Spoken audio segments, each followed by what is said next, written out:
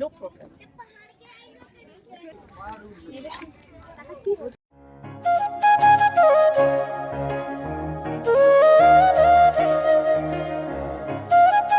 নমস্কার বন্ধুরা, আমরা আবার পুরী থেকে ঘুরতে বেরিয়ে পড়েছি। আর এখন আমরা আছি ভুবনেশ্বরে। আর এই মুহূর্তে এখন যাচ্ছি উদয়গিরি খণ্ডগিরি দেখতে। প্রথমে আমরা যাব উদয়গিরি, খণ্ডগিরিটা যাব না কারণ সেটা টাইম নেই। আর কিন্তু খণ্ডগিরিটা আপনাদের দেখাবো, কারণ উদয়গিরিতে উঠলেই খণ্ডগিরিটা দেখানো যায়। দুটোই একসঙ্গেই পাহাড়টা জয়েন্ট ছিল, মাঝখানে কেটে সেটাকে তৈরি করেছে রাস্তা, তাই এখন দুটো আলাদা আলাদা হয়ে গেছে। না হলে আগে একই রকমই ছিল, মানে একসঙ্গেই ছিল। চলুন তাহলে এবার উঠি, তারপর বাকি কথা হবে, কারণ উঠতে উঠতে অনেকটা টাইম লাগবে। তবে উঠতে উঠতে অনেকটা কষ্ট হয়েছে সেটা কিন্তু সবার মুখটা দেখলেই বুঝতে পারবে, কারণ সিঁড়িটা কিন্তু অনেকটা, একটা দুটো নয়। কিন্তু নিচ থেকে দেখুন মানুষগুলোকে কেমন ছোটো ছোটো লাগছে, তাই না? তো আমরা প্রায় উঠে পড়েছি, এবার বাকিটা দেখাই আপনাদেরকে আগে, তারপরে কথা হবে। আর এটা হলো উদয়গিরি। উদয়গিরিতে শুধুমাত্র ওই পাহাড় কেটে কেটে সব কিছু করা আছে। আর খণ্ডগিরিতে আছে একটা মন্দির, কিন্তু খণ্ডগিরিতে টাইম লাগবে বেশি বলে তার জন্য বাসওয়ালারা আমাদের বললো খণ্ডগিরি দেখানো যাবে না, উদয়গিরিটা দেখে না। এর আগেও যখন ঘুরতে এসেছিলাম দুটোর মধ্যে কোনোটাই ঢুকিনি, কারণ বাইরে থেকেই দেখে নিয়েছিলাম, টাইম কম ছিল বলে।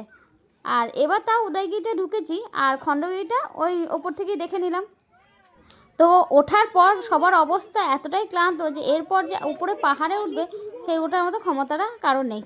ওই যে এটা হলো খণ্ডগিরি, যেটা দেখতে পাচ্ছেন। খণ্ডগিরিতে একটা বড় মন্দির আছে, কিন্তু এবারও হলো না, পরের বার দেখি যদি হয়তো দেখা। তো আস্তে আস্তে আমরা এখন ওপরের দিকে উঠছি, কারণ ওপর থেকে ভিউটা খুবই সুন্দর, চারিপাশে গোটা ইয়েটা দেখা যায়, পুরো ভুবনেশ্বরটা দেখা যায়, আর অনেক দূর পর্যন্ত দেখা যায়, এমনকি এয়ারপোর্টটাও দেখা যায়। সামনে একটা ধওলগিরি বলে একটা জায়গা আছে, মানে মন্দির আছে, সেটাও দেখা যায়। সেটা আমাদের কিন্তু এবার নিয়ে গেল না। এর আগের বার আমরা যখন এসেছিলাম তখন গিয়েছিলাম, জায়গাটা খুবই সুন্দর, কিন্তু সময়ের অভাবের জন্যে আমাদের বাসওয়ালারা নিয়ে গেল না। দেখুন বাইরের দেশের মানুষ হয়ে মুখের মধ্যে কত হাসি, তারা কিন্তু আমাদের দেখে কত সুন্দর হাসে, কিন্তু আমরা কিন্তু সচরাচর খুব কম মানুষকে দেখি হাসি। অচেনা মানুষ হলে হাসতেই ভুলে যায়। দেখুন এবার দেখুন ভিউটা, চারিপাশটা কী সুন্দর লাগছে না? পুরো ভুবনেশ্বরটাই যেন দেখা যাচ্ছে। আমরা শুধু আজকে উদয়গিরি আর খণ্ডগিরি দেখবো না, আরও একটা জায়গায় ঘুরতে যাবো, খুব সুন্দর একটা জায়গা, কিন্তু সেটা দেখার জন্য পুরো ভিডিওটা দেখতে হবে, আর স্কিপ করবেন না। ভালো লাগলে লাইক করে দিয়ে যাবেন, আর কমেন্টে জানাবেন কেমন লাগলো। এই যে দেখতে পাচ্ছেন চার মূর্তি, এগুলো আমাদেরই ফ্যামিলির লোক, এদেরকে আরও অনেক ভিডিওতে আপনারা হয়তো দেখেছেন, আর ভবিষ্যতেও আরও দেখবেন। আর এই যে আমার ক্লান্ত হাসবেন্ড, প্রচুর ক্লান্ত হয়ে গেছে এত হাঁটাচলা করার পর, তাদের মুখটা হয়ে গেছে বাংলার 5। আর এর ভেতরে সবাই চলে এসেছে ছবি তোলার জন্য। এর ভেতরটা এত ঠান্ডা বলা নেই, চারিদিকটা এত গরম, রোদ গরম, কারণ আমরা যে টাইমটা গিয়েছিলাম ঠান্ডা টাইম হলেও পুরীতে কিন্তু যথেষ্ট গরম আছে। আর এই চারিদিকে দেখুন, আবার এখানে কত কি লেখা আছে, পাথর কেটে কেটে মনে হয় না লেখা আছে, কি জানি আদৌ লেখা আছে কিনা বুঝতে পারছি না, হয়তো লেখা আছে। আর এদিকে কিন্তু ভেতরে সবাই যখন গেলাম না, পুরো ঠান্ডা, মনে হচ্ছে না ওখান থেকে আর সত্যি ইচ্ছা করছে না। আর এবার তাহলে আশপাশটা দেখায়, কত সুন্দর জিনিস জায়গাটা। আর এই দেখুন, এই আপনাদের তখন তো বোঝাতে পারলাম না যে কতটা উঁচু জায়গাটা। এবার দেখুন নামার সময় কিন্তু মানুষ আনন্দে নামছে, কিন্তু ওঠার সময় যে কী কষ্ট। আর এদিকে আমার বাবাও ক্লান্ত হয়ে গেছে, আমার মেয়েও ক্লান্ত হয়ে গেছে ওঠার পর। আর এই যে দেখতে পাচ্ছি হনুমান, মানে হনুমান না, বাদর। আর আমার হাজব্যান্ড বাদর গুনছিল এখানে দাঁড়িয়ে দাঁড়িয়ে। আর আমরা একটু ঘুরে টিয়ে চলে এলাম। এবার আবার যাব আরেকটা জায়গায়, বললাম না আরেকটা জায়গায় ঘুরতে যাব, সেটা এবার আপনাদের দেখাবো। আমরা বাস থেকে নেমে পড়লাম, নেমে পড়ে এখন হাঁটতে শুরু করে দিয়েছি। আর এখন লাইন বাই লাইন হাঁটা শুরু হয়েছে, কারণ আমরা তো একা নয়, আরও অনেক মানুষ আছে, এক বাস। আর এখন এখানে তো একটা বাস নয়, একাধিক বাস। বন্ধুরা এখন আমরা চলে এসেছি নন্দনকানন জিওলজিক্যাল পার্কে। এই নন্দনকানন জিওলজিক্যাল পার্ক নাকি ভারতের মধ্যে 1 থেকে 10-এর যে কোনো একটা র্যাঙ্কে নাকি অবস্থান করে। এর আগেও আমি এসেছি এখানে। আর এই দেখুন বাসগুলো সব দাঁড়িয়ে আছে, আমরা একে একে হেঁটে চলছি। আর আমাদের মেম্বার সংখ্যা হচ্ছে 16 জন, তাই একটু গুছিয়ে নিতে অসুবিধা হচ্ছে। এর মধ্যে অনেকে বয়স্কও আছে, আবার অনেকে ইয়ংও আছে। আর বাচ্চার মধ্যে আমার মেয়েটা হচ্ছে সবথেকে ছোটো বাচ্চা, নিয়ে যেতে খুবই অসুবিধা হচ্ছে। একের পর এক দেখুন কীভাবে আমি সবাইকে দেখছি, পিছনে কেউ ছেড়ে গেল কি না বা পিছিয়ে গেল কি না। এবার চলে এসেছি পার্কের সামনে, টিকিট রীতিমতো কাটা হয়ে গেছে আমাদের। এবার টিকিটগুলো কেটে নিয়ে দাঁড়িয়ে আছি ঝর্ণার সামনে, সবাইকে নিয়ে একসাথে যাব।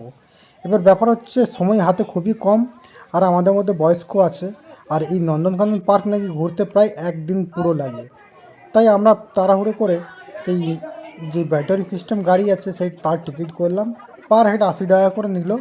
সেই তাতে করেই আমরা যাচ্ছি ঘুরতে। সামনেই আমরা চলে এসেছি যেখানে কুমির, বাঘ এগুলো আছে। প্রথমেই দেখালাম একটা সাপের আর কি ভিডিও। আর এখানে দেখুন রাসেল ভাইপার সাপটা দেখা যাচ্ছে। রাসেল ভাইপার সাপ কিন্তু গ্রাম এলাকার একটা আতঙ্কের নাম। প্রচুর ভয়ানক একটা সাপ, যেটা কিন্তু ছোবল দিয়ে কামড়ায়।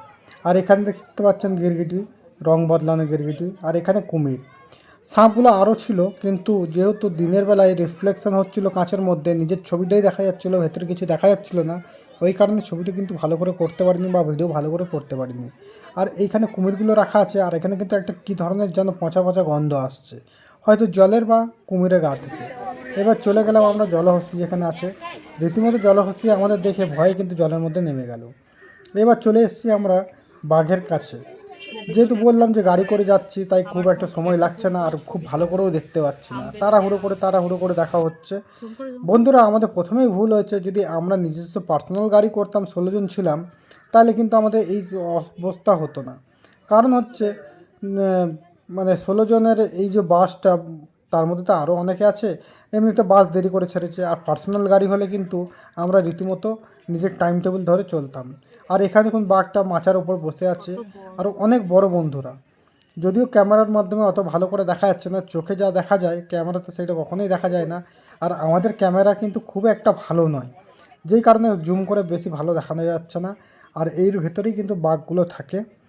দুটো বাঘ কিন্তু দেখলাম ভেতরে ঢুকে যেতে, আর একটা বাইরে কিন্তু খেলা করছিল। এরপরে চলে এসেছি আমরা যেখানে চিতাবাঘ আছে। এখানে প্রায় 3টে না 4টে চিতাবাঘ দেখলাম। তার মধ্যে কিন্তু একটা গাছে রয়েছে, আর একটা মাচায়, একটা গাছের নিচে। যখন চিতাবাঘের কাছ থেকে অনেক দূরে ছিলাম, তখন কিন্তু একটা চিৎকার শুনতে পাচ্ছিলাম। মনে হয় সম্ভবত ওই চিতাবাঘেরই আওয়াজ করছিল হয়তো মুখে। দেখুন এবারে খেলার ছলে ওরা আছে। একজন গাছ থেকে নামছে, আর বাকিরা কিন্তু ঘুরে ঘুরে বেড়াচ্ছে। যে গাছে আছে সে কিন্তু খেলার জন্য কেমন একটা ভাবভঙ্গি করছে দেখুন।